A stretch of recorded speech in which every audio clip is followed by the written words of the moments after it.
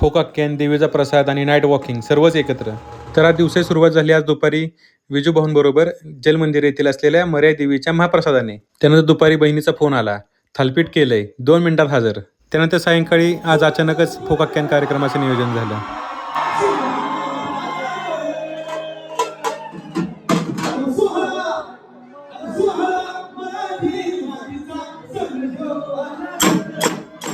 गणेश भाऊ बरोबर पूर्ण कार्यक्रम एन्जॉय केला. काय तो वाद्यांचा ठेका, काय ती गाण्याची चाल, आहा एक नंबरच.